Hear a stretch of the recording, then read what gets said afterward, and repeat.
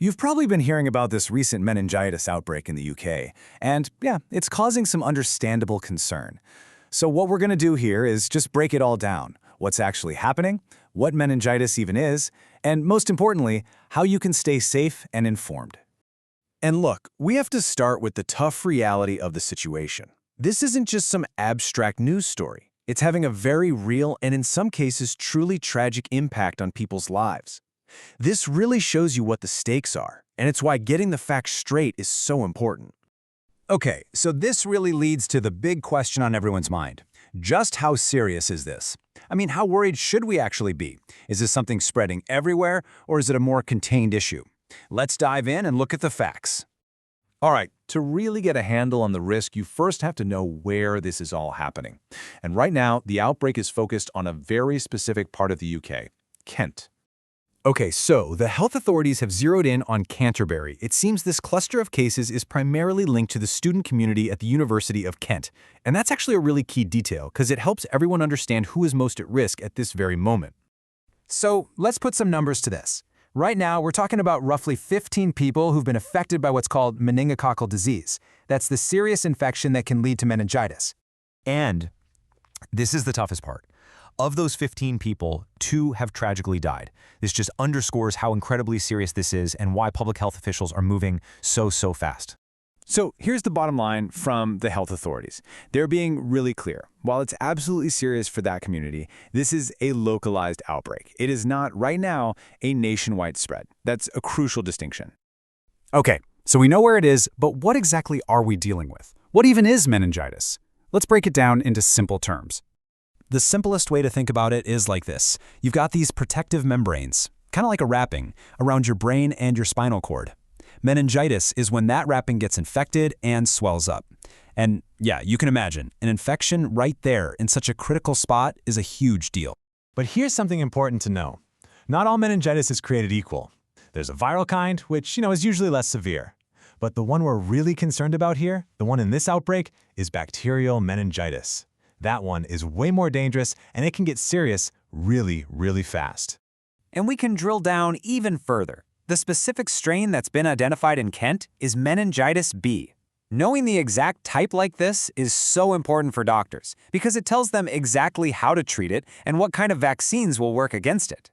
Okay, so if it's a bacterial infection, you're probably wondering, how do you even catch it? Well, this part is really the key to understanding why this is happening in a student community. It really all comes down to one thing: close contact. Yeah, this isn't something that just hangs in the air in a big room. It spreads through much closer contact. We're talking about things like kissing, sharing drinks or food, and especially just living in close quarters, like in student halls where you're around people coughing and sneezing all the time. A good way to think about it is to compare it to something like COVID. We all got a crash course in how easily that can spread. Well, meningitis bacteria, they don't spread anywhere near that easily. You really do need that closer, more direct contact for it to be a risk. And that just brings it all full circle, right? Think about it. University halls, hostels, any kind of shared living space. That's where this kind of close contact happens all the time. And that's exactly why outbreaks like this often pop up among young people and students. Okay, listen up, because this next part is, I would argue, the single most important thing we're going to talk about. Seriously, knowing the symptoms of meningitis can literally save someone's life. So let's go through what you absolutely have to watch for. So, here are the classic signs to look for. The big 3 are a high fever, a really bad headache, we're talking worse than usual, and a stiff neck. But you also have to watch for things like vomiting, a serious dislike of bright lights, and confusion. Sometimes a specific skin rash can show up, but not always. And the thing is, this can all come on incredibly fast. And I really want to let this one sink in. This is not a wait-and-see-what-happens kind of illness. With bacterial meningitis, every single minute counts. The speed at which someone can go from feeling a bit off to being critically ill is just shocking.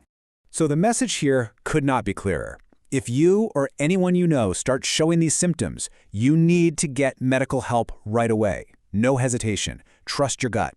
Getting that early treatment with antibiotics is the absolute key to saving lives. Okay, so now we know what it is and what to look for. Let's shift gears and talk about what's being done to stop this and what practical things you can do to keep yourself safe.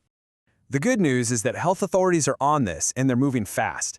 They're actually tracking down anyone who might have been in close contact with someone who's sick and giving them antibiotics just in case. They're also rolling out specific vaccination programs right there in the affected areas.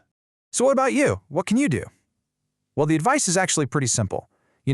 Good hygiene, as always, is a great start. Be smart about sharing drinks, vapes, or cutlery. And maybe most importantly, make sure you know if you're eligible for a meningitis vaccine and check if you've had it. So, let's just pull this all together for a second. The real takeaway message here is to be informed, be alert, but not to panic.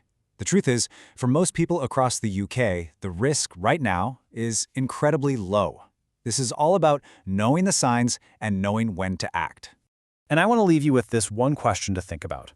After hearing all this, just take a second. Do you feel like you could spot these symptoms, either in yourself or in a friend or a roommate? Because honestly, just knowing what to look for, that's the most powerful tool you have to protect yourself and the people you care about.